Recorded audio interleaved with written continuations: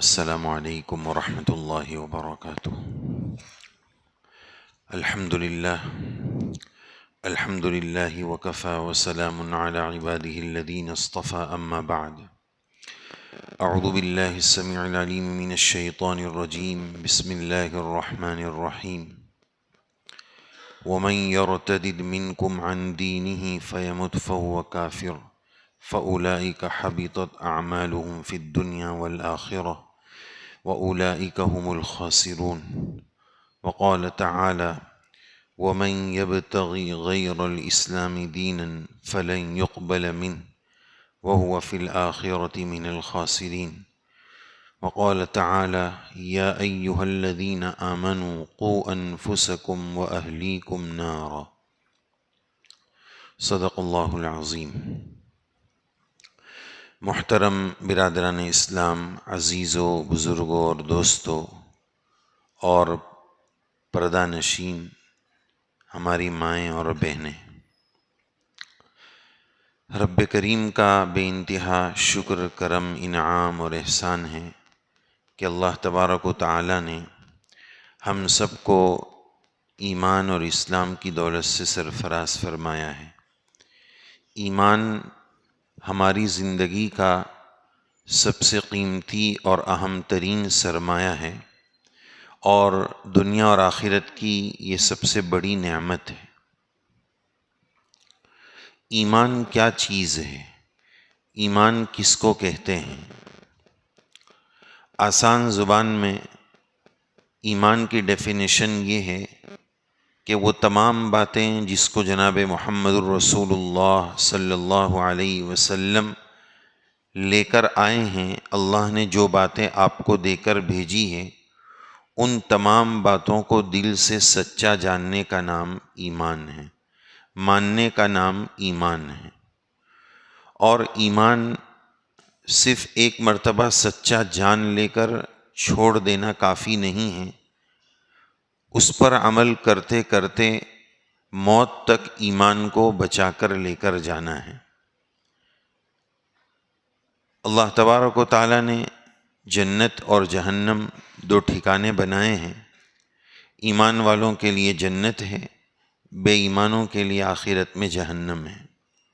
فیصلہ انسان کے اپنے عمل اور اپنے اختیار میں اللہ تعالیٰ نے دیا کہ وہ اپنی کوشش اور اپنی محنت سے، اپنے یقین کی کیفیت سے اور اللہ تعالیٰ کی عطا کردہ توفیق سے ایمان پر استقامت کے ساتھ جمے رہے۔ ایک صحابی گزرے ہیں، سفیان ابن عبداللہ الثقفی رضی اللہ عنہ۔ انہوں نے نبی کریم صلی اللہ علیہ وسلم سے یہ بات دریافت فرمائی کہ یا رسول اللہ، آپ مجھے ٹو دا پوائنٹ کوئی بات بتائیے، ایسی دین کی کوئی بیسک بات بتائیے کہ اس کے بعد مجھے کبھی بھی آپ سے یا کسی اور سے کچھ پوچھنا نہ پڑے، کوئی بنیادی دین کی بات بتائیے۔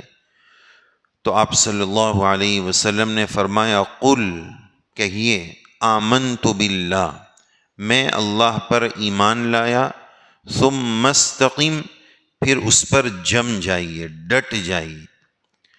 معلوم یہ ہوا کہ ایمان لانے کے بعد اس پر استقامت، ڈٹنا، جمنا، یہ بہت بڑی چیز ہے۔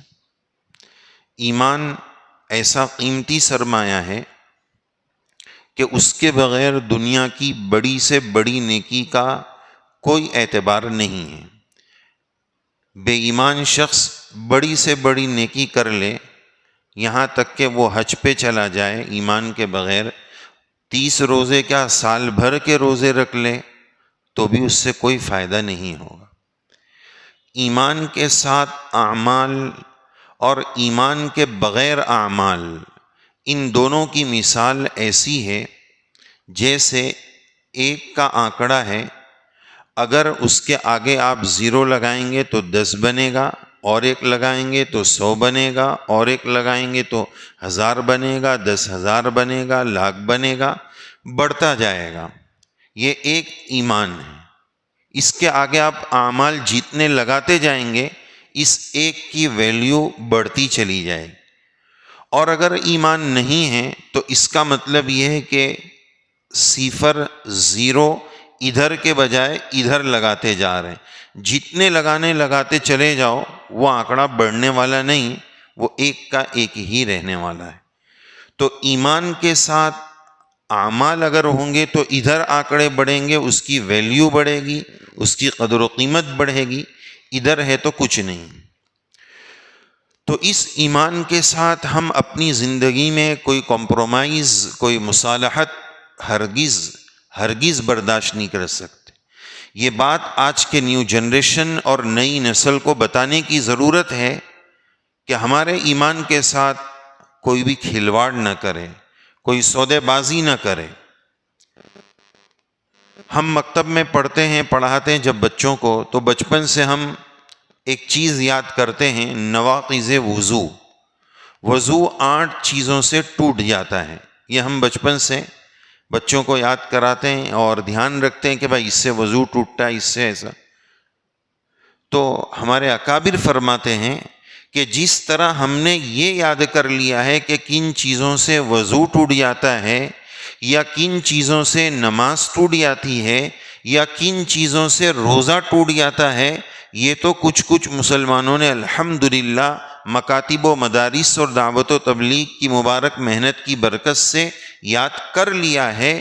لیکن بڑی تعداد ان میں بھی ایسی ہے جنہوں نے یہ معلوم کرنے کی کوشش آج تک نہیں کی کہ ایمان کن چیزوں سے ٹوٹتا ہے، نواقض ایمان کیا ہے. وضو توڑنے والا چیز تو یاد کر لی، لیکن ایمان کن چیزوں سے ٹوٹ جائے گا وہ ہمیں یاد نہیں ہے.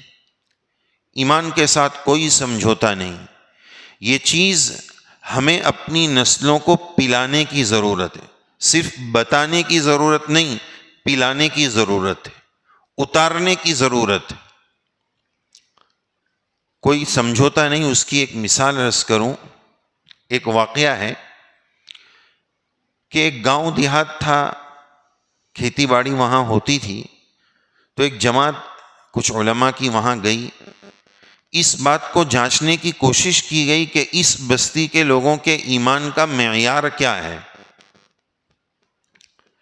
تو ایک بڑے میاں ہل چلا رہے تھے، کھیتی کا کام کر رہے تھے. تو مولانا صاحب ان کے ایمان کے اندازہ لگانے کے لیے ان کے پاس گئے کہ دیکھو ہم لوگ اللہ کو مانتے ہیں اور مسلمان ہیں، تو اللہ کے ہونے کی اور اسلام کے سچا ہونے کی آپ کے پاس دلیل کیا ہے؟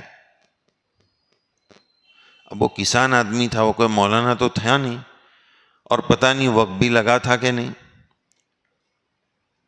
تو سوال تو کر لیا. آپ کسان آدمی نے جواب کیا دیا؟ توجہ فرمائیں.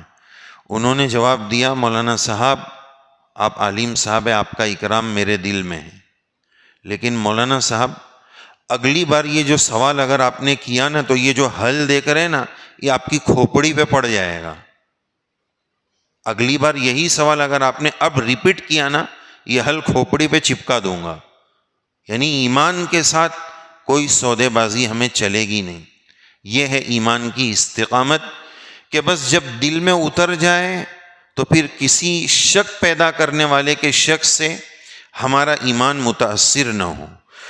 اور اس یقین کے ساتھ کہ ان اللہ لا یغفر ان یشرک ویغفر ما دون ذلک لمن یشاء، اللہ تعالیٰ شرک کو کبھی معاف نہیں کریں گے، اس کے علاوہ جس کو چاہیں گے اللہ معاف کر دیں.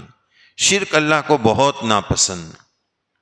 اس کی مثال ایسی ہے کہ اگر کسی شوہر کی بیوی اس کے شوہر کو چھوڑ کر کسی اور آدمی سے بھی تعلق رکھے تو کیا کوئی غیرت مند شوہر اس کو برداشت کرے گا؟ ہرگز نہیں، ہرگز نہیں. چاہے وہ اپنی جگہ بہت سارے گناہوں کا عادی ہو، لیکن اگر وہ غیرت مند انسان ہوگا تو وہ اس کو ہرگز برداشت نہیں کرے گا. کیوں اس کو برداشت نہیں کرتا ہے؟ کیوں؟ حالانکہ اس کو کہہ سکتے ہیں کہ بھائی تو نے اس کو پیدا تھوڑی کیا ہے، یہ تو اس کے ماں باپ کے یہاں 15 سال 18 سال 20 سال گزار کر آئی ہے، آپ کو یہ برداشت کیوں نہیں ہو رہا ہے؟ نہیں، میری بیوی ہے، دوسرے کے ساتھ میں اس کو برداشت نہیں کر پاؤں گا. تو پھر کیا وجہ ہے کہ جس رب نے ہمیں پیدا کیا ہے، شوہر نے اس کو پیدا نہیں کیا ہے، اس کی شرکت وہ شوہر برداشت نہیں کرتا ہے، تو جس رب نے ہمیں پیدا کیا ہے، بندہ جب اس کے ساتھ شرک کرے گا اس رب کو کتنی تکلیف ہوگی، وہ سخت ناراض ہوگا۔ اللہ کو زنا سے، چوری سے، ڈکیتی سے، کسی گناہ سے اتنی تکلیف نہیں ہوتی جتنی اللہ شرک سے ناراض ہوتا۔ ہم نے ایمان کا کلمہ تو پڑھ لیا، لیکن بہت کیئرفل اور محتاط زندگی گزارنے کی ضرورت ہے کہ ہم سے اور ہماری نسلوں سے کوئی شرک نہ ہو جائے، احتیاط کی ضرورت۔ دیکھو، ہم ہر نماز میں، ہر نماز کی ہر رکعت میں ایک جملہ پڑھتے ہیں، ایاک نعبد و ایاک نستعین، ایاک نعبد و ایاک نستعین۔ کیا ترجمہ ہے؟ یا اللہ تیری ہی عبادت کرتے ہیں اور تجھ ہی سے مدد مانگتے، عبادت بھی صرف اور صرف تیری، مدد بھی ہم صرف اور صرف تجھ ہی سے مانگتے۔ ایک مرتبہ حرم شریف کے امام صاحب، امام سعود الشریم نماز پڑھا رہے تھے اور سورہ فاتحہ کی اس آیت کو پڑھ رہے تھے، اور پڑھتے جا رہے ہیں اور روتے جا رہے ہیں، پڑھتے جا رہے ہیں اور روتے جا رہے ہیں۔ یہ ہم نے اس وقت سنا تھا جب اس کا ترجمہ ہم کو آ چکا تھا، جیسے آپ کو بھی معلوم ہے۔ تو سمجھ میں نہیں آ رہا تھا کہ امام صاحب کیوں رو رہے ہیں، ترجمہ تو معلوم ہے لیکن اس میں رونے کی ایسی کیا بات ہے؟ تیری ہی عبادت کرتے ہیں، تجھ ہی سے مدد مانگتے ہیں۔ اب امام صاحب اسی بات پہ رو رہے تھے، تو سمجھ میں نہیں آیا کہ اس میں رونے کی ایسی کیا بات ہوگی۔ بہت زمانے کے بعد، اس واقعے کے بہت زمانے کے بعد ہم نے ایک بات پڑھی، پھر اس بات سے اندازہ ہوا کہ ہو سکتا ہے کہ شاید امام صاحب اس لیے رو رہے ہو۔ وہ بات یہ پڑھی کہ ایک مشہور امام مالک رحمۃ اللہ علیہ، ان کے ملفوظات میں اور ان کی بات میں ہمیں یہ پڑھنے کو ملا کہ امام مالک رحمۃ اللہ علیہ اس آیت پر بڑے روتے تھے، اور اس لیے روتے تھے کہ میں نماز میں بول تو رہا ہوں ایاک نعبد و ایاک نستعین،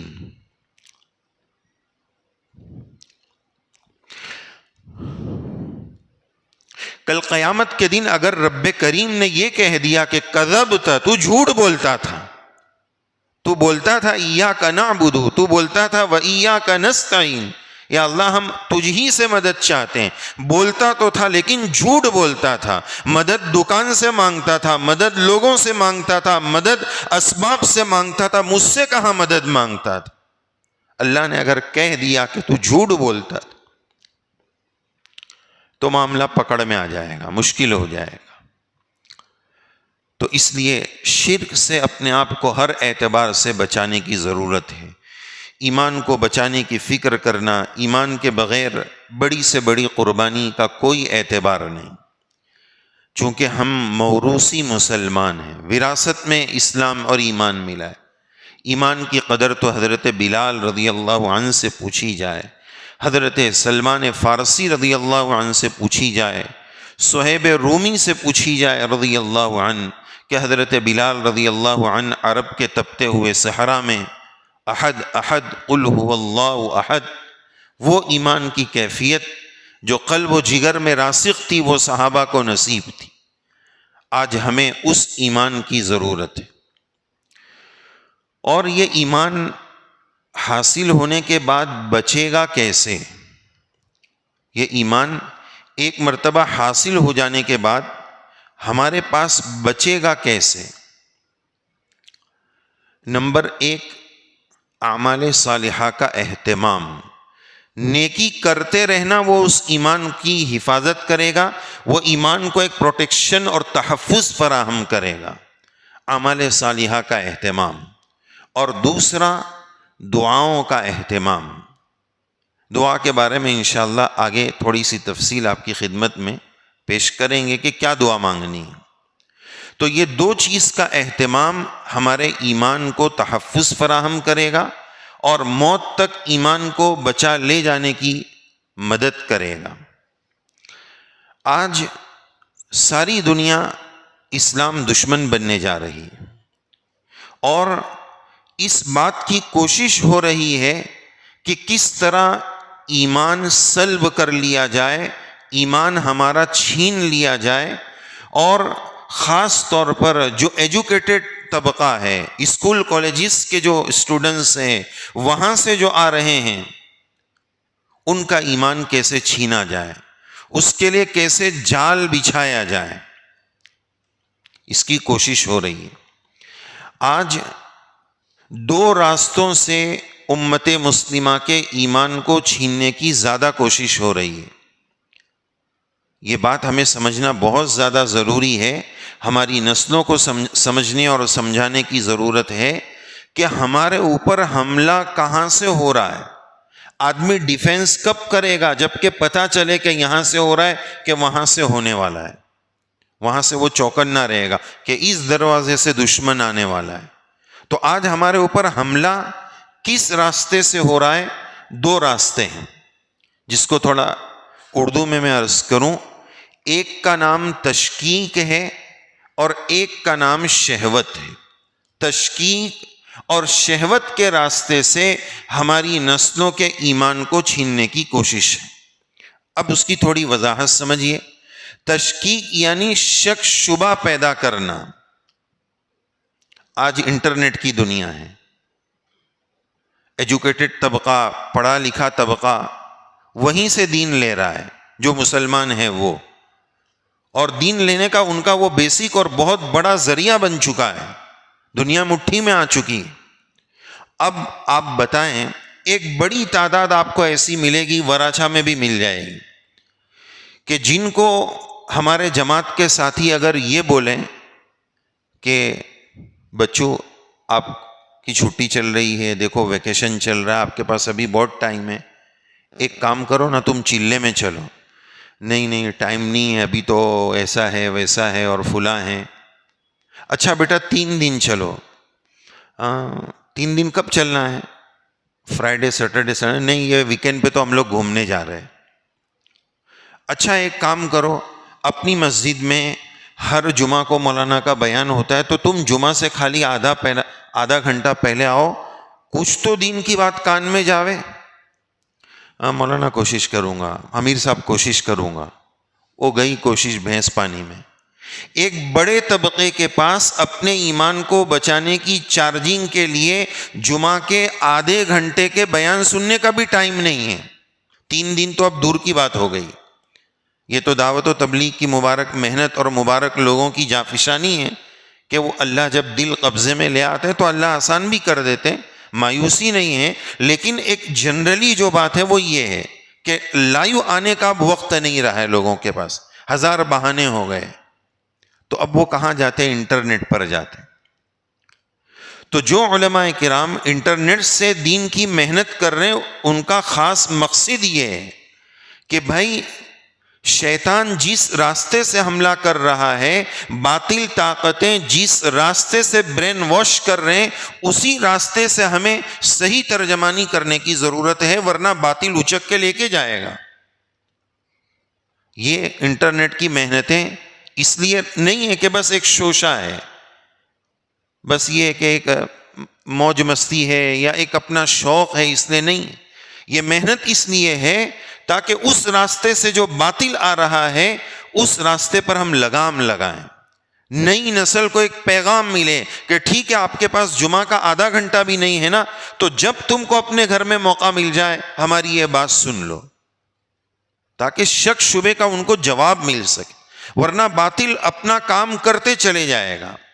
ایسے ایسے لوگ ہیں، اللہ حفاظت فرمائے، کہ ایمان نہیں ہے لیکن پورا قرآن ان کو یاد ہے، حدیثیں یاد ہے، ریفرنس یاد ہے، حوالے یاد ہے، اور ایسے ایسے وہ لیکچر دے رہے ہیں کہ ایجوکیٹڈ طبقہ امپریس ہو جاتا ہے، متاثر ہو جاتا ہے۔ جیسے یوٹیوب پر ایک ٹاپک لگائیں گے، ہماری زبان میں تو وہ جملہ بولنے کی طاقت نہیں ہے، نعوذ باللہ، سوال قائم کریں گے کہ کیا قرآن اللہ کی کتاب ہے؟ سوال۔ اور پھر وہ دہریہ اور وہ ناستک اس پر آدھے گھنٹے کی تقریر کرے گا، اور اس کے فالوور آپ دیکھ لو، اس کے ناظرین آپ دیکھ لو، ویوز دیکھ لو، لاکھوں لوگ سن رہے ہیں، اور اس میں بڑی تعداد ایمان والوں کی بھی ہوگی. تو ان کا جو ذہن ناپاک کیا جا رہا ہے اس کو پاک کون کرے گا؟ وہ ممبر و محراب پہ وہ لوگ نہیں آنے والے ہیں. اس کے لیے ضروری ہے کہ علماء کی ایک جماعت سوشل میڈیا سے بھی محنت کرے. چھری ہے، آپ اس کا یوز جیسے کرو ویسے ہوگا. غلط کریں گے تو غلط چیز ہے، صحیح استعمال کریں گے تو صحیح چیز ہے. تو بہرحال پہلا راستہ تشکیک کا ہے کہ نوجوانوں کے ذہن کو گندگی سے بھر دو، اسلام کے بارے میں اس کی گندی تصویر پیش کرو، اس کی حقیقت کو چھپا کر غلط بیانی کرو، جیسے کہ آج کل ہو رہا ہے، فلموں کے نام پر ہو رہا ہے. آپ کو بتانے کی ضرورت نہیں، سب جانتے ہیں ماشاءاللہ کہ کیا ہو رہا ہے. سوشل میڈیا پر محنت نہ کرنے کی وجہ سے ان کے قدم اتنے آگے نکل گئے کہ اب یہ ٹی وی پر بھی وہی کام کر رہے ہیں جو اس طرح کے لوگ پہلے صرف سوشل میڈیا تک محدود تھے. اور دوسرا، شہوت کا راستہ، معاشقے کا راستہ، افیئر کا راستہ، اندھی محبت میں پھنسانے کا راستہ. اب تو ہم یہ کہہ سکتے ہیں کہ یہ صرف معاشقہ اور افیئر والی بات نہیں ہے، یہ منظم پلاننگ اور ایک اسکیم کے تحت، ایک سوچی سمجھی تدبیر کے تحت ارتداد اور امت کو ایمان سے ہٹانے کی ایک ناپاک کوشش چل رہی. یہ صرف معاشقہ اور افیئر نہیں ہے، اس کا لیبل صرف اتنا ہے، لیکن امت کی بچیوں کو، امت کے نونہالان کو، امت کے نوجوانوں کو دین سے دور کرنے، ایمان سے دور کرنے، شہوت کے نام پر شہوت ابھار کر اس طرح ایمان سے دور کیا جا رہا ہے، عشق اور معاشقے کے چکر میں پھنسایا جا رہا ہے. آج ہم آپ کی خدمت میں تقریباً 10 باتیں پیش کرنے جا رہے ہیں کہ وہ کیا چیزیں ہوں گی جس سے ہم اپنی بچیوں کے ایمان کی حفاظت کریں، اپنی نئی نسل کی ایمان کی حفاظت کریں. 10 باتیں ہم آپ کی خدمت میں پیش کریں گے.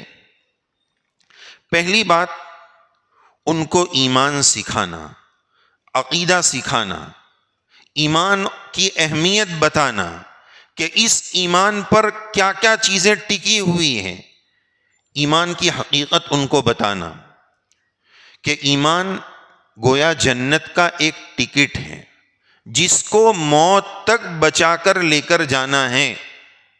اس کی مثال یوں سمجھ لیں کہ ایک ریلوے ٹکٹ ہے. جب وہ ہمارے پاس آ گیا، سفر کا دن آ گیا، تو ایک بھائی نے بولا چلو اب تو سفر کا دن آ گیا، ان کے پاس لکھا ہوا ہے تو کیا یہ کاغذ ہے، اب اس کو کہاں سنبھالوں گا، پھاڑ کے پھینک دوں؟ بولے نہیں، وہ ٹی سی آئے گا بھائی، ٹرین میں آتا ہے، وہ اکثر آتا ہے، پھاڑ نہیں سکتے، وہ تو چیک کرے گا. اسٹیشن پہ پہنچ گئے، بولے کوئی ٹی سی وی سی دکھ نہیں رہا ہے، پھاڑ دوں بھائی؟ ارے نہیں بھائی، وہ کبھی بھی کہیں سے بھی آ سکتا ہے، یہ تو کیا بول رہا ہے، پھاڑنا وڑنا نہیں. اب ٹرین میں بیٹھ گئے، ٹی سی آ کے چلا گیا، ٹی سی نے دیکھ لیا، بھائی اب پھاڑ دوں؟ ارے نہیں بھائی رہنے دینا، ایک کاغذ سے تیرے کو کیا پرابلم ہے، جو اپنا لاسٹ اسٹیشن ہے نا وہاں اتریں گے تو وہاں بھی کوئی پکڑ سکتا ہے کہ بھائی پلیٹ فارم ٹکٹ لاؤ، تو تم بولیں گے میں باہر سے آیا، تو کیا پروف ہے کہ تو باہر سے آیا؟ تو وہ ٹکٹ مانگے گا. تو جب تک تیرا آخری اسٹیشن نہیں آئے گا تب تک وہ ٹکٹ تجھے بچا کے رکھنا ہے، پھر اس کے بعد تو پھاڑ. تو جب تک آخرت کا آخری اسٹیشن نہیں آ جائے گا، جنت کا ایمان والا ٹکٹ ہمیں بچا کے رکھنا ہے، وہ بچانے کی محنت کرنی ہے. دعوت و تبلیغ کی مبارک محنت یہ اسی کی محنت. حضرت مولانا الیاس صاحب رحمۃ اللہ علیہ نے اس محنت کا نام تحریک ایمانی کیوں رکھا تھا؟ اس سے ایمان میں حرکت آئے گی، ایمان میں تازگی آئے گی. تو پہلی محنت، نسلوں کو ایمان بتائیں، ایمان کیا چیز ہے، اس کے بغیر دنیا بھی نہیں، اس کے بغیر آخرت بھی نہیں. یہ ایمان کی حقیقت اور عقیدے بتانے کی ضرورت ہے. نمبر 2، دوسرا پوائنٹ یہ ہے کہ ہم اپنی بستی سے ان چیزوں کو پاک رکھنا چاہتے ہیں، ہم اپنی بستی کے نوجوان بچے اور بچیوں کو ان چیزوں سے محفوظ رکھنا چاہتے ہیں تو اپنی بستی کے مکتب کے نظام کو بہت زیادہ مضبوط کرنے کی ضرورت. یہ صرف قرآن شریف ناظرہ پڑھ لینے کی جگہ نہیں ہے، یہ تو ایمان پلانے کی جگہ ہے، نسلوں کو ایمان طبیعت میں راسخ کرانے کی جگہ ہے کہ کس طرح بچوں کے دل دماغ میں ایمان اتر جائے کہ اس کے بغیر بچوں ہماری آخرت برباد ہے. مکتب کی تعلیم کو مضبوط کرنے کی ضرورت. نمبر 3، تیسری بات، ہمارے بچوں کو ایک خاص عقیدہ مضبوط کرنے کی ضرورت ہے. بہت سارے عقیدے ہیں، اس میں سے ایک عقیدہ عقیدہ آخرت ہے کہ دیکھو ہمیں مرنا ہے، مر کے پھر دوبارہ زندہ ہونا ہے، اللہ کے سامنے کھڑے ہونا ہے، سوال کا جواب دینا ہے. عقیدہ آخرت کو ختم کرنے اور دماغوں سے نکالنے کی بھی بہت محنت ہے. آخرت کو جب مانا ہی نہیں جائے گا تو یہی ہوگا جو کفار بولتے تھے کہ اذا متنا وکننا ترابا، کہ جب مٹی ہو جائیں گے، سڑگل جائیں گے تو کیا ہوگا، کون واپس آنے والا ہے. یعنی آخرت کا کوئی یقین ہی نہیں ہے. جس کا عقیدہ آخرت جتنا مضبوط ہوگا کہ مرنے کے بعد ایک لمبی زندگی ہے، پل صراط ہے، قبر ہے، اللہ کے سامنے کھڑا ہونا ہے، یہ چیزوں کا عقیدہ بچوں کو سمجھانے کی ضرورت ہے. ہمیں سمجھنے کی ضرورت ہے کہ عقیدہ آخرت کیا چیز ہے. یہ نہیں ہے کہ مر کر ختم ہو جائیں گے بس یہی زندگی ہے. عقیدہ آخرت کو مضبوط کرنے کی ضرورت. تیسری بات، نمبر 4، کہ یہ جو زہر ہماری نسلوں میں آ رہا ہے یہ کہاں کہاں سے آ رہا ہے. اس میں ایک بنیادی چیز کو ایجوکیشن، لڑکا لڑکی کو ساتھ میں پڑھانا. یہ عجیب بات ہے بہت ساری جگہوں پر کہ 4 اور 5ویں ککشا تک لڑکا لڑکی الگ پڑھتے ہیں، نابالغ ہے اس لیے، اور بالغ ہو گئے تو دونوں کو ملا دیا. آگ اور پیٹرول کو جمع کر دیا اور بولتے ہیں آگ نہیں لگنا چاہیے. او ہو کیسے ہوگا یہ؟ اور پہلے جب الگ کرنا تھا تب جوڑ دیا، اور جب ساتھ میں رکھ سکتے تھے تب الگ رکھا. یہ فلسفہ ہی کوئی آج تک سمجھ نہیں سکا کہ اونچے اسٹینڈرڈ میں جانے کے بعد دونوں کو ملا کیوں دیا. آگ اور پیٹرول کو جمع کیوں کر دیا اور پھر بولتے ہیں آگ نہیں لگنا چاہیے. ناری کا آدرش ہونا چاہیے، ناری کا سمان ہونا چاہیے. سمان ایسے تھوڑی ہوگا، سمان کے اسباب اختیار کرنے پڑیں گے. چھوٹے سانڈ کی طرح چھوڑ دو اور کہیں گے کہ ناری سمان ہونا چاہیے. بے حیائی پھیلائی جا رہی ہے. آپ بتائیں، ریلوے اسٹیشن پر اناؤنس ہو رہا ہے، وہ اناؤنس ایک لیڈی کر رہی ہے، کرپیا کریں دھیان آپ شو گاڑی نمبر. اب یہ اناؤنس لیڈی سے کیوں کروایا جا رہا ہے؟ کوئی جینس نہیں کر سکتا ہے؟ شہوت پھیلائی جا رہی ہے، آواز کی شہوت، نظر کی شہوت، ہر طرح کی شہوت کو عام کیا جا رہا ہے کہ کس طرح سیکس اور شہوت عام ہو جائے، بے حیائی عام ہو جائے، ننگاپن عام ہو جائے. یہ تھوڑی ناری کی جو کا تحفظ ہے اور اس کا آدرش و سمان ہے. تو ایک بہت بڑی تباہی کو ایجوکیشن سے آ رہی ہے. اس کے لیے ہم مسلمانوں کو کیا کرنا ہے؟ اللہ حفاظت کرے، مسلمانوں کے حال پر اللہ رحم کرے. جن مسلمانوں کا مال شادیوں میں برباد ہو رہا ہے، فضول خرچیاں شادیوں میں ہو رہی ہے، وہی مال اگر اسکول میں لگتا، کالجز میں لگتا، ہماری یونیورسٹیز میں لگتا تو آج ہمارے بچوں کے ایجوکیشن کا یہ حال نہیں ہوتا. آج ہماری پریگننٹ مائیں بہنیں غیر مردوں کے ہاتھ سے ڈیلیوری کرانے پر مجبور نہیں ہوتی. ہمیں تو چربی چڑھی ہوئی ہے، شادی میں فضول خرچیاں کریں، ایک ہفتے تک دعوتیں ہو رہی ہیں. اتنا کھانا کھلانے کے بعد بھی آپ کو برائی سننے کو ملے گی. ان کو سمجھتا نہیں ہے 5 ڈیزرٹ بنا دیے، اتنے سارے لوگوں کو شوگر ہے، اتنا میٹھا بنانے کی کیا ضرورت؟ یہ کیوں کیا، وہ کیوں کیا؟ اور ہفتے کے بعد کیا ہوا؟ وہ گئے 2 کروڑ پانی میں. اب کوئی پوچھنے والا نہیں. وہی 2 کروڑ کے بجائے 5-10 لاکھ میں اگر شادی ہو جاتی اور 1.5 کروڑ کے قریب آپ کسی مسجد میں لگا دیتے، مدرسے میں لگا دیتے، اسکول میں لگا دیتے، ہاسپٹل. آج ہماری ہاسپٹلوں کا حال دیکھو. چونکہ یہ سب مرچی لگنے والی بات ہے، لیکن یہ ہمارا حال ہے اور یہ حقیقت ہے. ڈوز کڑوا ہے لیکن ہے حقیقت. شادیوں میں پیسہ برباد کریں گے تو نہ ہمارے کبھی اچھے اسکول بن پائیں گے، نہ کبھی اچھے ہاسپٹلز بن پائیں. اس کا حل یہی ہے کہ مسلمانوں کے جب تک اپنے پرسنلی یہ سب چیزیں نہیں بنے گی، اسلام اور ایمان کے شعار کے ساتھ، اپنی اسلامی تشخص کے ساتھ، یہ نہیں کہ صرف اسلامک اسکول کا نام ہے. ہم اکثر مکتب کے جلسوں میں یہ بات بولتے ہیں کہ آج لوگ اسلامک اسکول کس کو سمجھتے ہیں؟ جس اسکول کا مینجمنٹ زید عمر بکر میں ہو وہ اسلامک اسکول ہے. پھر اس میں وہ سب کام ہوتا ہو جو غیروں کے اسکول میں ہوتا ہو، برتھ ڈے سیلیبریشن بھی ہو رہا ہے اور پتہ نہیں کیا کیا الا بلا ہو رہی ہے. اسلامک اسکول نام ہے، شریعت سنت کے دائرے میں رہ کر ان کو ایجوکیشن دیا جائے، اسلامی سانچے میں، اسلامی لباس میں ان کو اسلامی تعلیم اور جو ان کو پڑھانا ہے دین کی تعلیم کے روشنی میں دی جائے. ان کے سلیبس کو اور نصاب کو چیک کیا جائے. کبھی کوئی عالم صاحب سے چیک کرایا جائے کہ مولانا یہ ہمارے بچوں کی کتاب میں ڈاروین کا نظریہ بھی بتایا گیا ہے کہ انسان پہلے بندر تھا، اسلام اس کے بارے میں کیا بولتا ہے؟ یہ ہمارے بچے پڑھ رہے ہیں، اسکول میں پڑھا رہے ہیں، لیکن ہمیں پتہ ہی نہیں کہ کیا پڑھا رہے ہیں. ہم نے کبھی دیکھا ہی نہیں، نہ کسی مولانا سے پوچھا. ناجائز عقیدہ ہے، غلط عقیدہ ہے. اللہ کی خالقیت پر اللہ نے ہمیں پیدا کیا، اس پر اعتراض ہے. غلط بات پھیلائی جا رہی. تو ہمارے بچے کیا کیا غلط کر رہے ہیں، کیا کیا غلط پڑھ رہے ہیں، ہمیں پتہ ہی نہیں. اسکولوں میں کیا کیا ہو رہا ہے. بمبئی میں ہمارے رشتہ دار ہے، ایک معذور بچہ ہے، تو معذور بچوں کا ایک الگ سے اسکول ہے، ان کو ان کے اعتبار سے وہاں پڑھایا جاتا ہے. اب اس اسکول میں یہ بات ضروری ہے کہ جو بھی بچہ ہوگا اس کے پیرنٹس یا جو بھی وڈیل ہو وہ اس کو لینے آئیں گے، چھوڑنے آئیں گے، چونکہ معذور بچہ ہے.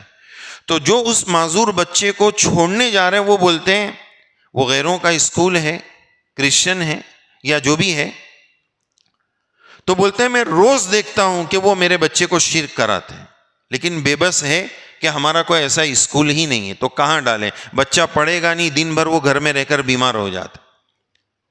اور ایسے بہت سارے اس طرح کے آزار لوگ پیش کرتے ہیں کہ مولانا ٹھیک ہے کو ایجوکیشن صحیح بات نہیں ہے، تو پھر ہمارے ایجوکیشن کا ہوگا کیا؟ اچھے اسکول ایسے نہیں ہیں، اچھے کالجز ایسے نہیں ہیں اسلامک ماحول میں کہ جہاں الگ الگ پڑھتے ہو.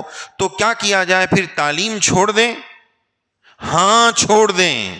ایمان زیادہ قیمتی ہے. جاہل رہ جانا ہماری نسلوں کا چل جائے گا، لیکن ایمان اگر چلا گیا نا تو سب کچھ برباد ہو جائے، وہ دوسرے نمبر کی بات ہے. اور اس میں مجرم ہم ہیں کہ ہم نے ہمارا ایکسٹرا پیسہ شادیوں میں لگایا، وہی پیسہ اسکول مسجد مدرسے میں نہیں لگا. ذرا سا مسجد کے کسی کام کے لیے، ذرا سا بستی کے کسی کام کے چندے کے لیے چندہ کرنا ہو تو ناک میں ذمہ داروں کو دم آ جاتا ہے، ہم سے پیسہ نہیں نکلتا ہے. اور شادیوں میں پتہ نہیں کہاں سے پیسہ برس کے آ جاتا ہے، ایسا لاکھوں کا خرچہ.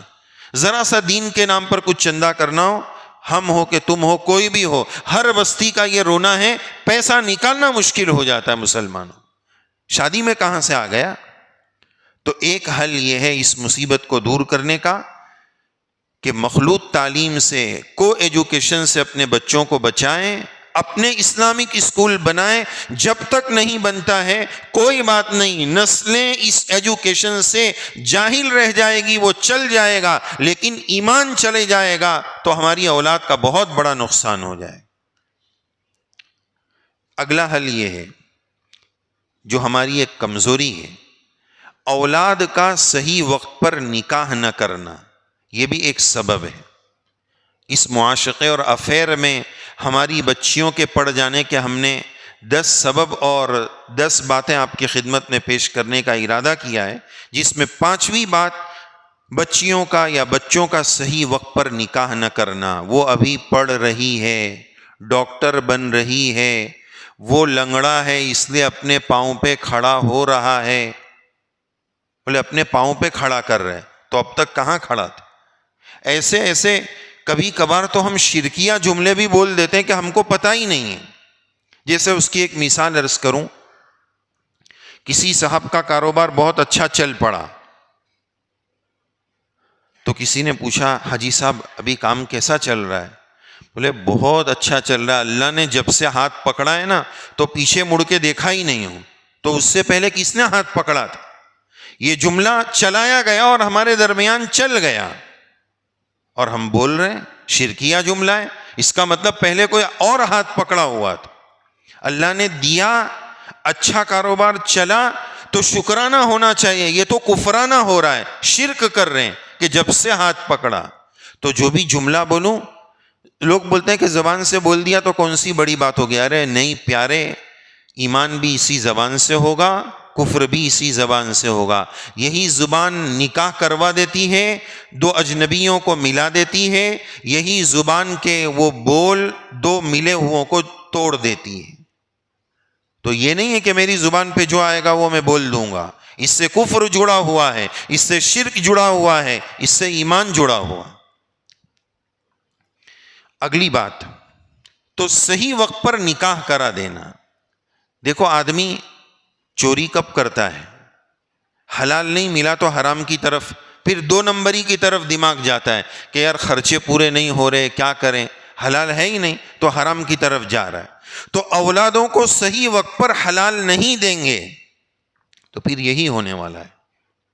آج شادیوں کے بارے میں اکثر لوگوں کی شکایت ہے، اب مولانا دعا کرو بچی کی شادی نہیں ہو رہی ہے. اللہ والے فرماتے ہیں کہ ہم نے حدیث شریف کا مطالعہ کیا، آپ صلی اللہ علیہ وسلم کی زندگی اور صحابہ کی سیرت کو پڑھا. پوری سیرت میں ہمیں کہیں یہ نہیں ملا کہ کسی صحابی نے آپ صلی اللہ علیہ وسلم کو آ کر یہ فرمایا ہو کہ حضرت دعا کر دیجئے میری بچی کا رشتہ نہیں ہو رہا ہے. وہاں یہ ملتا ہی نہیں ہے. اس لیے کہ شادی بہت آسان تھی، سہولت کے ساتھ ہو جاتی تھی. صحیح وقت پر نکاح کرو، نکاح کو آسان بناؤ اگر اس مصیبت سے اپنی نسلوں کو بچانا ہے. شادی صحیح وقت پر ہو اور آسانی کے ساتھ ہو، فضول خرچیوں سے پاک ہو. اس کے بغیر یہ سیلاب رکے گا نہیں جو ارتداد کا سیلاب چل رہا ہے. ہمیں ذرا سی بھی اس کی فکر نہیں ہے کہ باطل طاقتیں کتنا سر جوڑ کر ہمارے ایمان کی نعمت کو چھیننے کی پلاننگ کر رہی ہے، اور ہم اپنے میں مست ہے کہ نہیں بس کلمہ یاد ہے، میں مسجد میں آ رہا ہوں. ارے نسلوں کا تو سوچو، آئندہ آنے والی نسلوں کا کیا ہوگا اس کی تو فکر کرو. صحیح وقت پر نکاح، آسان نکاح کرنے کی کوشش کریں. اگلی بات،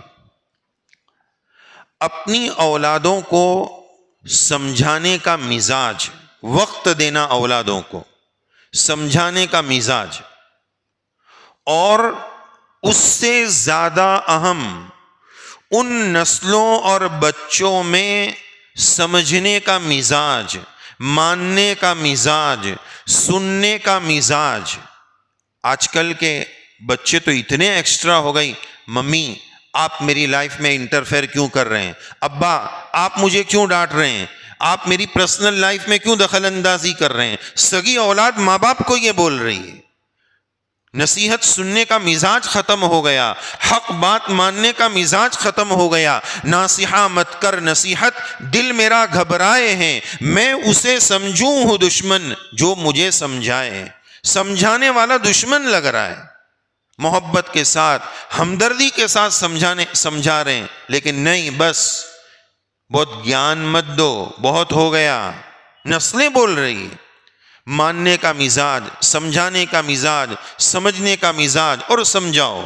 بچپن سے یہ کرنا پڑتا ہے، بچپن سے یہ چیز کرنے کی ضرورت. ہم لوگ کیا کرتے ہیں کہ نہیں ابھی تو چھوٹا ہے، بڑا ہوگا تو دیکھ لیں گے. بچے کی تربیت کا وقت کب شروع ہوتا ہے؟ ہم لوگ تو یہی سوچتے ہیں کہ ابھی تو چھوٹا ہے، ابھی تو 7 کا ہے، ابھی تو 6 کا ہے، ابھی تو 10 کا ہے، بڑا ہوگا تو دیکھ. وہ کب بڑا ہو کے پٹری سے اتر جاتا ہے پتہ نہیں چلتا ہے. پھر یا تو باپو کے چکر کھاؤ یا مولانا کے پاس جا کے بولو کہ دعا کرو. دعا کے ساتھ دوا بھی ضروری ہے. دوا تو تم نے کبھی کی نہیں، دوا کا وقت ختم ہو گیا اور زہر پورا سرایت کر گیا، باڈی پوری ڈیمیج ہو گئی، اب بول رہے ہیں دعا کرو. دعا کام لا سکتی ہے، لیکن میرے پیارے ماں باپ، جتنی دعا ماں باپ کی اپنے اولاد کے حق میں کام کر سکتی ہے، کسی بڑے اللہ والے کرشمہ ہو جائے تو الگ بات ہے، لیکن اصل دعا ماں باپ کی ہے. آپ نے نہ کبھی دعا کی نہ کبھی دوا کی تو اولاد کیسے سدھرے گی؟ اور اولاد کو سدھرنا ہے، سدھارنا ہے تو پہلے ہمیں خود سدھرنا پڑے گا. ہم یہ چاہیں کہ ہمارے بچے حسن بصری، رابعہ بصریہ بن جائیں اور ہم اپنے مستی میں مست رہیں، یہ نہیں ہو پائے گا. ابو جی اماں جی پہلے آپ خود بن جائیے، بچے انشاءاللہ رول ماڈل آپ کو مان کر خود بخود بنیں گے. اسی طرح اگلی بات، ماں باپ کی اعلیٰ درجے کی غفلت، اس کو دور کرنے کی ضرورت ہے. غفلت کا مطلب کیا ہے کہ مثلاً ابھی 10 بج رہے ہیں، 11 بج رہے ہیں، ایک ابا کو پوچھو کہ آپ کے 4 لڑکے ہیں، 3 21 15 14 اس عمر کے ہیں، ابا جی آپ بتا سکتے ہو کہ اس وقت 11 بجے 10 بجے یہ تینوں کہاں ہیں؟ آپ بتا سکتے ہیں ابا جی؟ ایک بڑی تعداد ابا جی کی ہوگی، پتہ نہیں، وہ شاید اس کے دوستوں کے ساتھ ہوگا، ادھر کہیں ہوگا. ہر سیکنڈ میرا بچہ کہاں ہے یہ میرے علم میں ہونا چاہیے. وہ آج کا دور ایمان چھیننے والا دور ہے. گھڑی گھڑی، منٹ سیکنڈ کی مجھے خبر ہونی چاہیے. میری بچی اگر اسکول سے 5 منٹ لیٹ آتی ہے، میرے گھر میں زلزلہ آ جانا چاہیے کہ میری بچی کہاں گئی. ہمیں تو کچھ پتہ ہی نہیں ہے، پرواہ ہی نہیں ہے، وہ گئی ہوگی کہیں اس کے برتھ ڈے میں گئی ہے، کچھ پتہ نہیں ہے. ماں باپ کی غفلت کا اس حرکت میں بہت بڑا رول ہے. سوتے رہیں، جب پٹری اتر گئی تو اب بول رہے ہیں مولانا دعا کرو. اب وہ سدھر نہیں رہا. کہاں سے سدھرے گا؟ سدھارنے میں یہ عرض کر رہا تھا کہ بچے کی تربیت کا وقت کب شروع ہوتا ہے؟ ہم سمجھتے ہیں 10 سال کے بعد، فلاں عمر کے بعد. اللہ والوں نے لکھا ہے کہ بچوں کی تربیت کا وقت اس دن شروع ہو جاتا ہے جس دن آپ اپنی بچی کے لیے داماد یا اپنے بچے کے لیے بہو طے کرنے جاتے ہیں. اسی دن بچے کی تربیت کا وقت شروع. جیسی اماں لائیں گے ویسا پروڈکٹ نکلے گا، جیسے ماں باپ کا انتخاب ہوگا اولاد ویسی ہوگی. ہمیں مال چاہیے، مال، ہمیں خوبصورتی چاہیے، ہمیں دینداری نہیں دیکھنا ہے، تو پھر کہاں سے وہ نسلیں ملے گی؟ ایک بات یہ بھی عرض کروں کہ آج کل شادیوں میں رشتے کیوں نہیں مل رہے؟ اتنا لیٹ کیوں ہو رہا ہے؟ شادیوں میں رشتے کیوں نہیں مل رہے، لیٹ کیوں ہو رہا ہے؟ ہم نے ایک تجزیہ یہ سوچا کہ یہ 5 لوگ ہیں، 1 نمبر 2 نمبر 3 نمبر 4 5، ایک والا سب سے زیادہ امیر ہے، پھر 2 اس سے کم، 5 اس سے کم. تو اب رشتے کے وقت یہ 5 نمبر والا کیا کرتا ہے؟ 6 نمبر والے کو نہیں دیکھتا ہے، اس کی رال ٹپکتی ہے، وہ 5 والے کے پاس جاتا ہے رشتہ لے کے. وہ 5 والا یہ اس 6 نمبر کو نہیں دیکھتا ہے، وہ آگے والا لڈو دیکھتا ہے، وہ 4 والے کے پاس جاتا ہے. تو 4 والا اس کو سمجھتا ہے یہ تو ہم سے لو کیٹیگری کا ہے، تو وہ 3 کے پاس جاتا. تو یہ آگے پیچھے پوری لائن خالی پڑی ہوئی ہے مال کی ہوس میں کہ ہم کو بڑا مرغا چاہیے. ایمان نہیں دیکھنا ہے، اعمال نہیں دیکھنا ہے، دینداری نہیں دیکھنا ہے. حدیث شریف میں رسول اللہ صلی اللہ علیہ وسلم نے بتا دیا، نکاح میں دینداری کو بنیاد بناؤ. یہ بچوں کی تربیت کا ٹائم شروع ہو گیا ہے. ماں باپ کی غفلت اس چیز میں سب سے بڑا رول ادا کر رہی ہے کہ ہماری نسلوں کا ایمان باطل طاقتیں چھین رہی ہے. اگلی بات، اسی طرح ایک چیز جیسے کو ایجوکیشن ہے، اسی طرح ہماری نسلوں کا ایمان مخلوط ملازمت. جاب ایسی جگہ کر رہے ہیں، پہلے تو لڑکی کو جاب کرانے کی ضرورت کیا ہے؟ کیا اس کے باپ کی غیرت مر گئی؟ اس کا باپ کہاں گیا، اس کا بھائی کہاں گیا، اس کا شوہر کہاں گیا؟ اسلام تو عورت کو گھر کی رانی سمجھتا ہے، کوئن قرار دیتا ہے، ملکہ قرار دیتا ہے۔ ناری سمان اسلام نے دیا ہے، تم نے نہیں دیا ہے۔ تم تو اس کو ننگا بنا کر، بے حیا بنا کر، ناپاک نظروں کی ہوس میں ڈالنا چاہتے ہو۔ ناری سمان اسلام نے دیا ہے، کہ اسلام کہتا ہے اگر بہن ہے تو اس کا بھائی اس کا خرچہ اٹھائے گا، بیٹی ہے اس کا باپ اٹھائے گا، بیوی ہے شوہر خرچہ اٹھائے گا۔ اس کو گھومنے کی ضرورت نہیں ہے، اس کو لوگوں کے سامنے آدھے کپڑے پہن کر اپنی شہوت، ان کی شہوت کی تسکین کے لیے وہ عورت نہیں ہے۔ یہ تو عورت کے ساتھ ظلم ہے، نگاہوں کو ناپاک کرایا جا رہا ہے۔ بہت آخری درجے کی مجبوری میں، آخری درجے کی مجبوری میں اسلام اجازت دیتا ہے، اگر کوئی حل نہ ہو تو۔ ایسا بھی ہو سکتا ہے تینوں نہ ہو اور بھی کوئی نہ ہو، لیکن جب جاب کی ضرورت اگر لیڈی کو پیش آ جائے تو وہاں پر بھی جوائنٹ جاب، مرد اور عورت دونوں کام کر رہے ہیں، تو پھر آگے مسئلے کھڑے ہوں گے۔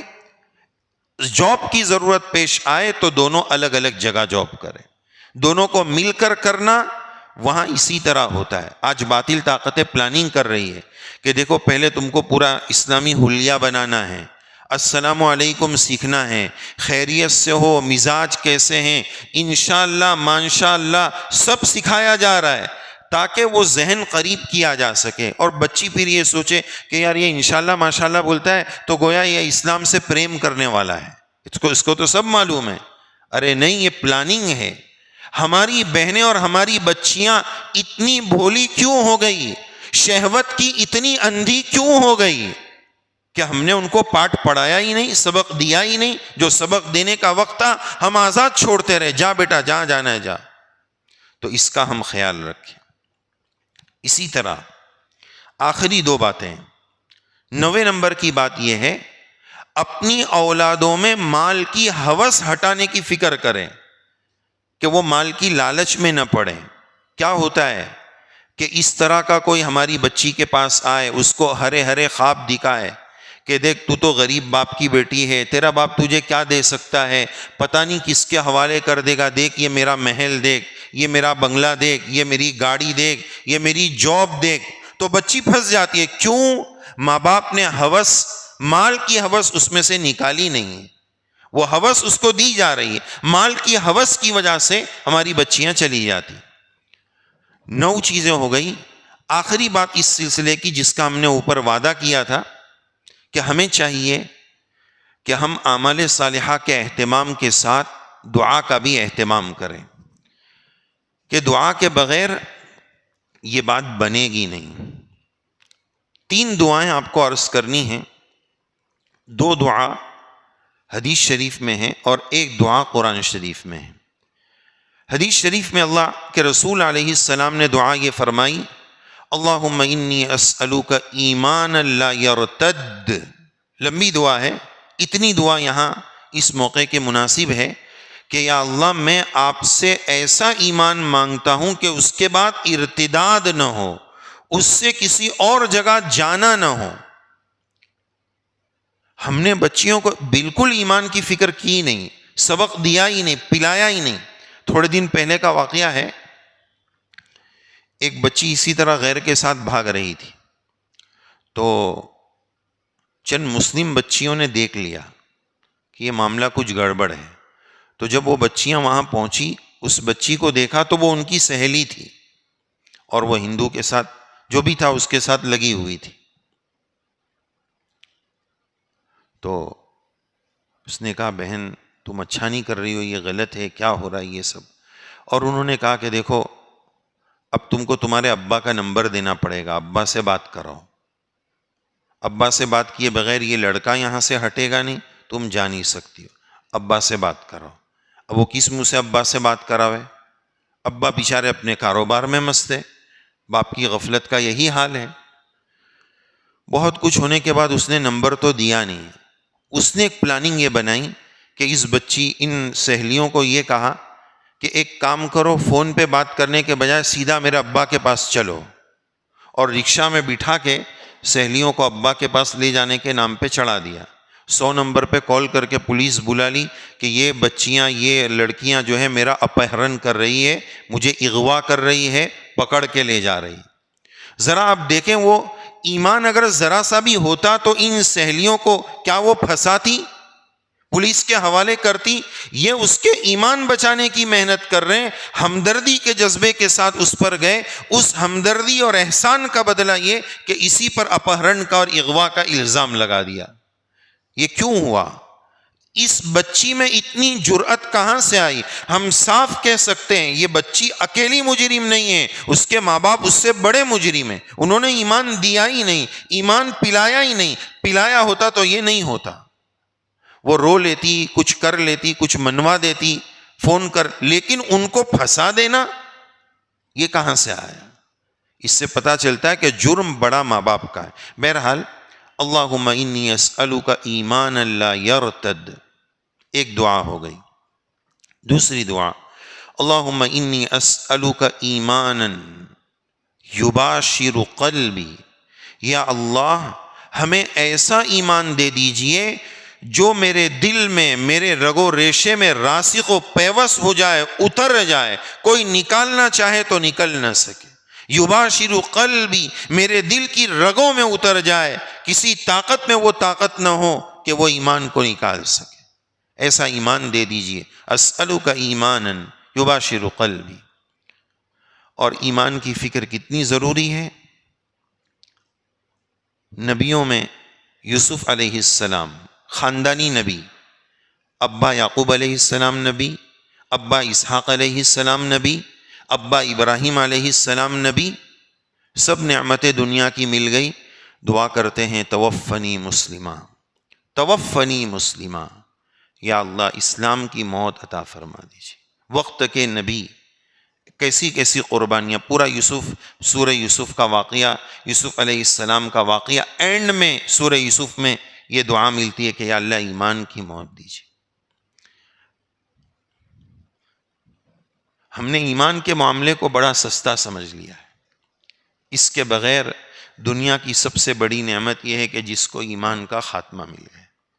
کیا وجہ ہے کہ اللہ والے، ہم لوگ تو کسی کو دعا کی درخواست کرتے بھی ہے تو یہ بولتے ہیں کہ دعا کرو کاروبار اچھا چل جائے، روزی میں برکت ہو جائے، لیکن ہم اللہ والوں کو دیکھتے ہیں کہ وہ دعا کی درخواست میں بھی یہ بولتے ہیں دعا کر دو خاتمہ ایمان پر ہو جائے.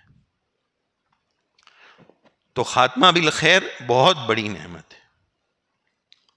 حضرت مولانا احمد لاڈ صاحب دامت برکاتہم ہمارے شہر کی بزرگ ترین ہستیوں میں ہیں. ایسے بڑے بڑے لوگ 55-60 سال اور پتہ نہیں کتنے سالوں سے حضرت نے اپنی پوری زندگی دین کے لیے، دعوت و تبلیغ کی محنت کے لیے اپنے آپ کو کھپا دیا ہے. ہم لوگ تو بول رہے 3 دن میں گیا، چلنے میں گیا، وہ زندگی میں گئے. اس کے باوجود ہم نے خود دیکھا ہے کہ حضرت ہر ایک کو جب بھی دعا کسی کو درخواست کرتے ہوئے سنا تو یہی کہتے ہیں کہ بس میرے ایمان کے لیے دعا کرو. بہت سارے اللہ والوں کو ہم نے دیکھا. یوٹیوب پر ایک مرتبہ مولانا کے تعلق سے میں دیکھ رہا تھا، پڑوس کے نعیم بٹ صاحب ہیں، تو وہ مولانا کا واقعہ سنا رہے تھے کہ ایک مرتبہ ہم امریکہ میں جماعت میں تھے تو مولانا میرے پاس آئے اور کہا کہ آپ کل عمرہ پہ جا رہے ہو، یا میں ملنے گیا، جو بھی تھا دونوں کی ملاقات ہوئی. تو مولانا لیٹے ہوئے تھے، میں نے جا کر کہا کہ حضرت میرا وقت پورا ہونے جا رہا ہے، میں عمرہ پہ جا رہا ہوں. تو مولانا کھڑے ہو گئے اور انہوں نے جو انداز آگے بتایا مولانا کا وہ میں بیان نہیں کر سکتا ہوں، بتا نہیں سکتا ہوں کہ مولانا نے ان کے ساتھ جس اسٹائل میں ان کو دعا کی درخواست کی وہ دیکھنے سے تعلق رکھتا ہے. یعنی آدمی، وہ نعیم بٹ صاحب جو مولانا کی نقل کر کے بتا رہے، وہ دیکھ کر رونا آ جائے تو مولانا نے کس انداز میں، اصل کیا ہوگی کہ نقل کو دیکھ کر رونا آ جائے کہ مولانا ہاتھ جوڑ کر بول رہے ہیں کہ نعیم میرے ایمان کی حفاظت کی دعا کرنا، میرے خاتمہ بالخیر کی دعا کرنا. تو اللہ والے جنہوں نے اپنی پوری زندگیاں کھپا دی، ان کو اپنے ایمان کی اتنی فکر ہے. ہم اپنی مستیوں میں مست ہیں. ضرورت ہے اس بات کی کہ اپنے ایمان کی فکر کریں، اپنے اعمال کی فکر کریں، اور سب سے زیادہ اپنے نسلوں کے ایمان کی فکر کریں، اپنی بچیوں کے ایمان کی فکر کریں، ان کو پلائیں، سمجھائیں. یہ آواز ہماری ماؤں بہنوں تک بھی جا رہی ہے، ان سے بھی درخواست ہے کہ اپنے ایمان کی حقیقت کو سمجھیں. ذرا سی شہوت کے لیے، ذرا سے مال کی ہوس کے لیے اپنے ایمان کا کبھی بھی سودا نہ کرے، اس کا خاص اہتمام کرے. اور بستی کے ذمہ داران کے ساتھ ان کی خدمت میں بھی ادب کے ساتھ ایک درخواست یہ ہے کہ مردوں میں دین کی محنت ہو یا مستورات میں ہو، الحمدللہ آپ کے منگل کا نظام بحسن و خوبی سالوں سے چل رہا ہے. دیکھیں، اگر ہم کاروبار کر رہے ہو، دکان چلا رہے ہو یا جو بھی کاروبار کر رہے ہو، تو 20 سے 19 ہو جائے نا تو ہم لوگ ہل جاتے ہیں کہ یار ایسا کیوں ہوا، وہ آدمی چلا گیا اس لیے تو نہیں. تو اس کو پکڑ کے بلائیں گے، بھائی 2000 سیلری زیادہ لے لے لیکن تیرے کو ہمارے یہاں ہی رہنا ہے. 20 سے خالی 19 اگر کاروبار میں ہوتا ہے نا تو ہم ہل جاتے ہیں. تو پھر کیا وجہ ہے کہ اگر ہماری بستی میں دینداری کے اعتبار سے حرکت میں کمی ہو جاتی ہے تو ہمارے ذمہ داران میں وہ حرکت کیوں نہیں؟ وہ حرکت ہونی چاہیے. تعداد میں کمی کیوں ہو گئی؟ مستورات کی کارگزاری لیجئے کہ کیا معاملہ ہو رہا ہے. پہلے سے کمی آئی یا پہلے اضافہ ہوتا رہنا چاہیے، ترقی ہوتی رہنی چاہیے.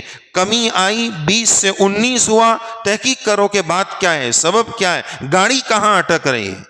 میرا ذرا سا مال اگر اس میں لگ گیا، ذرا سی جان لگ گئی، خدا کی قسم ہماری نسلوں کے ایمان کی حفاظت کا انشاءاللہ سودا ہوگا. تو بستی کے ذمہ داران آپ تمام حضرات سے، ہر ایک ذمہ دار ہے. صرف ذمہ دار کو ذمہ دار نہ سمجھو، ہر فرد ذمہ دار ہے، مرد ہو یا عورت ہو. دونوں سیکشن میں جہاں بھی 20 کا 19 ہوا، بستی والے آپ حضرات سے پرانی محبت ہے اور پہلے سے آپ حضرات اس عاجز سے جڑے ہوئے ہیں. تو آپ اپنے چھوٹے بھائی کی اس نصیحت کو، یا یوں کہیے کہ اس پیغام کو یاد رکھیں. 20 سے 19 ہوا، اسی دن بیدار ہو جائیے، ورنہ پھر بہت لیٹ ہو جائے گا. ہماری بستی میں ذرہ برابر اس اعتبار سے کوئی کمی آنی نہیں چاہیے. کوشش کریں گے. اللہ تعالی ہم سب کو توفیق عمل سے نوازے. آپ تمام حضرات کا شکریہ، بڑی محبتوں سے آپ نے دین کی بات سنی. اللہ تعالیٰ کہنے والے گنہگار کو بھی توفیق عمل سے نوازے، ہم سب کو توفیق عمل سے نوازے. آمین یا رب العالمین. وآخر دعوانا ان الحمد للہ رب العالمین. بسم اللہ الرحمن الرحیم. سبحان ربی العلی الأعلى الوهاب، لا نحصي ثناء عليك أنت كما أثنيت على نفسك. ربنا آتنا في الدنيا حسنة وفي الآخرة حسنة وقنا ربنا عذاب النار. یا اللہ ہم سب کے گناہوں کو معاف فرما، قصوروں کو درگزر فرما، ہم سب کے حال پر رحم فرما، امت اور انسانیت کے حال پر رحم فرما، مسلمانوں کے حال پر رحم فرما. یا اللہ امت کی بگڑی بنا دیجیے. اللہ امت کی ڈوبتی نیا کو پار لگا دیجیے، حالات کو درست فرما دیجیے. اللہ ہمارے ایمان کی حفاظت فرما دیجیے. اللہ ہمارے نسلوں کے ایمان کی حفاظت فرما دیجیے. اللہ باطل طاقتیں ہمارے ایمان پر نشانہ لگا کر بیٹھی ہے، ہمارے نسلوں کے ایمان پر نشانہ لگا کر بیٹھی ہے. اللہ ہماری نسلوں کو بچا لیجیے. اللہ ہماری نسلوں کو بچا لیجیے. ایمان کی حفاظت فرما دیجیے. اللہ ہمارے پاس کوئی عمل نہیں ہے، کمزور سا ایمان ہے، پسپسا سا ایمان ہے. یا اللہ اگر ایمان بھی نہ رہا تو ہمارا کیا بنے گا. یا اللہ آپ سے بھیک مانگتے ہیں، ہمارے اور ہمارے نسلوں کے ایمان کی حفاظت فرما دیجیے. کفر و شرک سے ہماری حفاظت فرما دیجیے. ہم چاہیں نہ چاہیں ہماری پیشانیاں پکڑ پکڑ کر اپنی بارگاہ میں جھکا دیجیے. اللہ جو کہا گیا سنا گیا عمل کرنا نصیب فرما دیجیے. ہماری بچیاں، ہماری بہنیں، ان کے لیے بھی عمل کرنا آسان فرما دیجیے. ہم سب کو عمل کرنا آسان فرما دیجیے. اللہ یا اللہ اسی طرح دین کے ساتھ وابستگی اور جوڑ نصیب فرما دیجیے. ہماری بستی میں جو بھی دین کے کام ہو رہے ہیں اللہ سب میں برکتیں، ترقی نصیب فرما دیجیے. کہیں بھی کوئی کمزوری آ جائے، کمی ہو جائے، اس کی فکر یا اللہ ایسی نصیب فرما دیجئے جیسے ہمارے کاروبار کا خسارہ اور نقصان ہو گیا ہو، ایسی فکریں بستی میں نصیب فرما دیجئے یا اللہ اس بستی میں خوب دینداری کو زندہ فرما دیجئے، شریعت سنت کو زندہ فرما دیجئے یا اللہ یہ مجمع بڑی محبت کے ساتھ آیا ہے، مائیں بہنیں بڑی توجہ کے ساتھ بیٹھی ہیں یا اللہ یہاں نہ کوئی کھانا بٹ رہا ہے، نہ پینا بٹ رہا ہے، نہ کچھ اور بٹ رہا ہے، یا اللہ یہ کیوں جمع ہیں؟ یا اللہ دین کی محبت میں جمع ہیں، آپ کی بات سننے کے لیے جمع ہیں، پیارے نبی صلی اللہ علیہ وسلم کی محبت کے لیے جمع ہیں، یا اللہ ان کے جمع ہونے کو قبول فرما دیجیے، کہنے سننے سے زیادہ عمل کی توفیق نصیب فرما دیجیے، جتنے لوگ بیمار ہیں سب کو شفا نصیب فرما دیجیے، شفا کاملہ عاجلہ دائمہ مستمرہ نصیب فرما دیجیے، جنہوں نے دعاؤں کی درخواست کی پرچیاں بھیجی ہے اللہ سب کو شفا دے دیجیے، یا اللہ بیماری بھی آپ کی ایک نعمت ہے لیکن ہم کمزور ہیں، آزمائش کے قابل نہیں، بیماری کی نعمت کو صحت کی نعمت سے بدل دیجیے، یا اللہ ہم بہت کمزور ہیں، کسی بھی آزمائش کے قابل نہیں ہیں، یا اللہ ہمارا امتحان نہ لیجیے، ہمارے پاس صحابہ والا ایمان نہیں ہے، یا اللہ ہماری نیا کو پار لگا دیجیے، خاتمہ بالخیر نصیب فرما دیجیے، جب تک دنیا میں رہنا مقدر ہو ایمان اسلام کے ساتھ اعمال صالحہ کے ساتھ جینا نصیب فرما دیجیے، جب بھی دنیا سے جانے کا وقت آ جائے